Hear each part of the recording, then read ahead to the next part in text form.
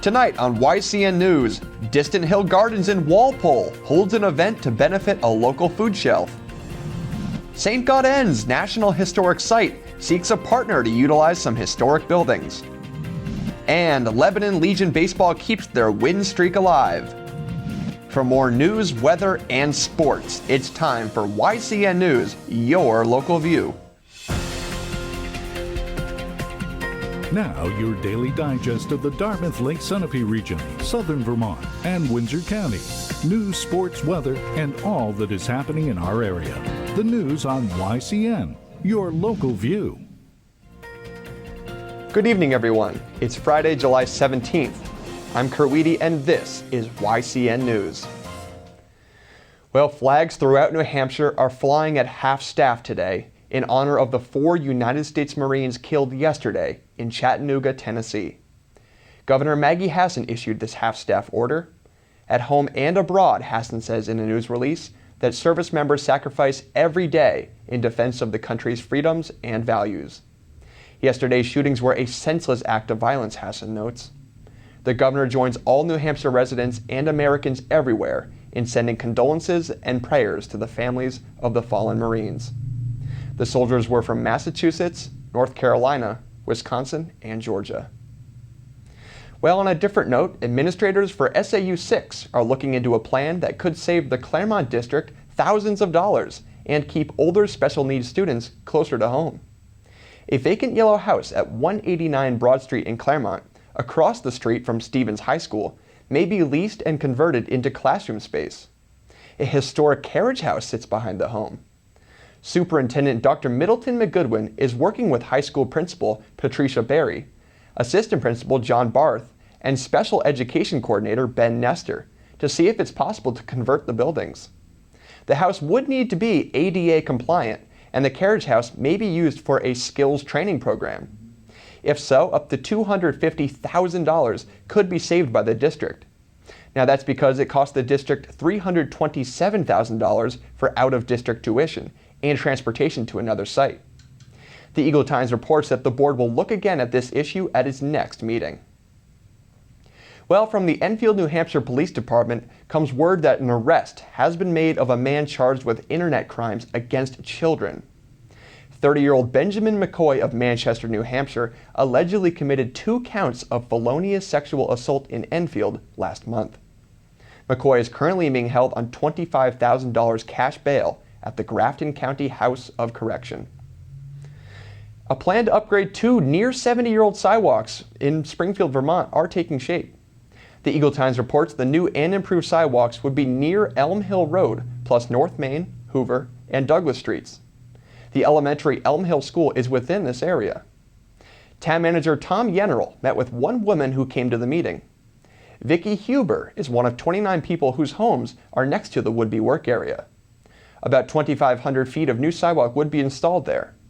The existing sidewalks show their age, since they are also 3 feet wide instead of current designs of 5 feet wide. Yennerl said the project would cost around $250,000. Now, of that sum, the state would pay for about 80% of the project. But first, the town must apply for a competitive grant from the Vermont Agency of Transportation to see if or how much could be covered. September is when the next public meeting about the sidewalk project will be held. Well, the Distant Hill Gardens in Walpole is all about community. YCN's Lisa Connell explains. It is fitting that an event this Sunday at Distant Hill Gardens in Walpole will benefit the Fall Mountain Food Shelf. Michael and Kathy Neri, who own and maintain Distant Hill Gardens, also volunteer at the food shelf regularly. This Sunday, July 19th, an open garden fundraiser to benefit the Fall Mountain Food Shelf will take place. Rain or shine, from 10 a.m. to 4 p.m., the public is invited to tour all that Distant Hill Gardens' 58 acres has to offer. There is a lot to see at 507 March Hill Road, from a pond to yard sculptures fashioned by Michael Neri out of old farm tools and metal scraps, to raised bed vegetable gardens, to myriad flowers and shrubs. There is no admission fee. Rather, Visitors are asked to make a financial donation of any size to help the food shelf remain open and operating. Of the Nerys, Huffling says they are very committed to helping people. Indeed, Kathy Nery worked with other folks on a project to also benefit the food shelf. This quilt was made in 2007 for charity, and we finished the top to the quilt and the back to the quilt in 2007, and then put it aside. And since I'm a volunteer and have been for many years at the Fall Mountain Food Shelf, I thought that it would be a good idea to raffle this off for the food shelf at this time, because the food shelf is in desperate need of money. So I'm selling raffle tickets for the quilt that will be available not only at our open garden fundraiser for the Fall Mountain Food Shelf this Sunday here at Distant Hill Gardens, but we will be selling raffle tickets in the area at different places up until September 26th, when we will draw a name for the winner at the Langdon Festival. The Nerys say the gardens are even more beautiful when wet. Just bring an umbrella. Sunday's weather is expected to be nice, though. For YCN News, I'm Lisa Connell. Now you can reach Distant Hill Gardens by phone at 603-756-4179 or online at distanthillgardens.org. Raffle tickets for a chance to win the queen-size quilt will be available on Sunday. Well, coming up next on YCN News, St. Gaudens National Historic Site is looking for a partner to use its Blow-Me-Down farm property for a national park for the arts. We'll have details on that story after the break. The YCN News continues in a moment.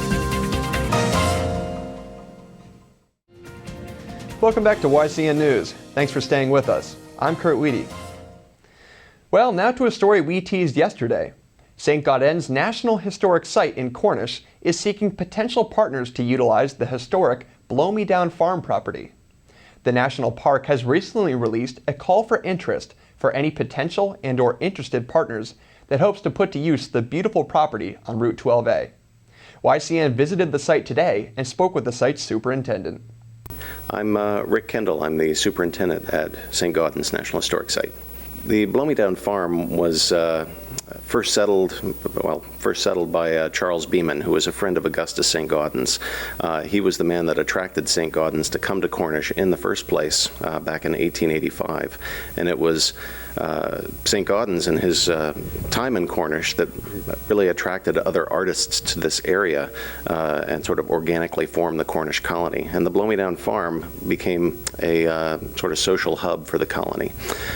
So our call for interest really is looking at going beyond sculpture, which has been our traditional focus here at St. Gaudens National Historic Site, St. Gaudens being a sculptor, and moving into other types of artistic disciplines and using Blow-Me-Down Farm as a focus for a lot of those. It's a concept we're calling a national park for the arts, and the call for interest is our attempt to reach out to partners that would like to join with us in seeing that vision moving forward.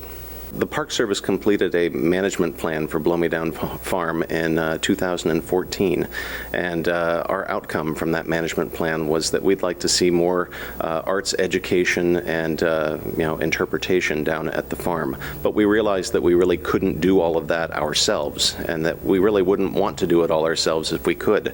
A vibrant program like the one we're envisioning will take partners to join with us and augment our strengths with their strengths to make this move forward. So what we're looking for are nonprofits that are willing to join with us in helping to preserve the farm and then put on appropriate programming that help us create a national park for the arts at Blow-Me-Down Farm. The response so far, and we're only a couple of weeks into it, has been really positive. We've had a variety of different groups that have said that they're interested, or individuals who have said they're going to try and go out and get some groups that they know of interested. And we've even had a response so far, an official response, which is wonderful only a couple of weeks into the process. The call for interest is open until November 30th of this year, so there's still plenty of time for organizations to figure out how they would like to be involved with us here. start at the park website, nps.gov/SAGA. It's the best way to find out what you need to do to respond. Well, as Rick said, the deadline is November 30th. So if you are part of a nonprofit or know of any potential partners that could use the Blow-Me-Down Farm property, contact St. Gaudens. Well, now over to the Sunshine Town. The Newport, New Hampshire Board of Selectmen is holding an event Monday, July 20th, where you can meet the new town manager, Shane O'Keefe. The event, dubbed Meet the Manager, is open to any residents and businesses in the area that want to meet the new manager for themselves. From 4 to 6 in the afternoon, you can find O'Keefe and the Board of Selectmen under a tent next to the old courthouse restaurant. The new town manager will be holding informal conversations with any interested individuals or businesses at the event, and he will take office on July 27th. Well, the American Civil Liberties Union is looking into a case involving the Confederate flag in Canaan, New Hampshire. Town manager Mike Sampson told town employee J.R. DeFosse to remove from his truck a small Stars and Bars flag while at work. Sampson said flying the flag violates the town's so-called political persuasion rules. The flag is on DeFosse's personal vehicle, not a town truck, according to the Valley News. Now the ACLU wants to look into how the town limits its employees' free speech rights. Well, after the break on YCN News, Lynn Solomon of the Kearsarge Chronicle spoke with Carol Williams of the New London Historical Society and the special events that they offer at the site. We'll have that conversation for you after the break. Stick around. The YCN News continues in a moment. Welcome back to YCN News. I'm Mike Pizzone. Well, it was an absolutely perfect way to end the work week with clear skies and warm temperatures, but unfortunately it looks like we may have to deal with some spot showers and storms over the weekend. Clouds will gradually increase over the evening hours tonight, bringing with them a 50% chance for showers after about 11 o'clock and a low of 60 degrees. Those clouds will stick around throughout the day tomorrow, leaving a threat of showers and thunderstorms after about 2 p.m. and a high of around 78 degrees. Clouds will begin to decrease tomorrow evening, though some shower chances will remain and a low of 65 degrees. Sunday should be a lot better with mostly sunny skies and a high of 85 during the day, but there is about a 30% chance for storms, so be aware of that if you're planning to be outside all day. Now let's check out our community calendar to see what's happening over the weekend. Charlestown, New Hampshire's annual town-wide yard sale will be held tomorrow from 8 a.m. to 3 p.m. throughout the town. The event is held rain or shine and costs $7 to book a sales site. Call the number on the screen to find out more. A free barbecue to raise money for the Springfield Humane Society will be held tomorrow from 2 to 5 p.m. at the Moose Lodge on South Street in Springfield, Vermont. Burgers, hot dogs, and salads will be available and donations are accepted at the door. Newport, New Hampshire's Concert on the Common series will continue Sunday with a free performance by the Flames from 6 to 8 p.m. on the Town Commons on North Main Street. The event is sponsored by the New London Hospital and Newport Health Center. The Lebanon Legion baseball team has been on a roll of late with 5 straight wins heading into last night's matchup with Plymouth. And with just about a week left before the state tournament, that's exactly where they want to be. But things didn't start so hot for the second-place team yesterday, as Plymouth strung some hits together in the second inning to take what felt like a commanding 4-0 lead. Lebanon starting pitcher Cedric Elko settled down from there, keeping Plymouth off the scoreboard in the third with help from some impressive defensive play behind him, giving his offense a chance to claw its way back. And claw they did as Post 22 finally swung their way onto the scoreboard in the bottom of the third. Lebanon's Nate Perkins drove in his team's first run of the day when this blooper right in front of the plate resulted in an errant throw to score 1, before Proctor's Matthew Braley belted this sacrifice fly to deep center field to make it a 4-2 game. And Post 22 kept the runs coming in the fourth, scoring 3 times in the inning to take a lead it never surrendered. This time it was Sunapee's Cade Robinson who came up big at the plate, knotting things at 4-all with this 2-run single, before Perkins' single to right here drove in what proved to be the game-winning run. Braley rounded out the game scoring in the 6th with a 3-run blast to center. Woodsville's Jacob Tetley pitched well in relief, as the hurler surrendered just 1 run over the game's final 4 innings. Lebanon is now 10-3 behind only Bedford, with just 5 regular season games remaining. And on a professional note, the New Hampshire Fisher Cats kicked off the second half of the season with a 7-2 win over the Portland Sea Dogs last night. The 4-game series will resume tonight at home at 7 p.m. That's been your look at local sports. I'm Mike Pizzone. Thanks, Mike. Well, as we all know, it's Friday, and that means our Week in Review segment is up next. John O'Connor and Lisa Connell sit down to discuss the biggest stories of the week from both our states. Now, if you missed any of our news this week, this will be a good chance to catch up. Stay with us. The YCN News continues in a moment.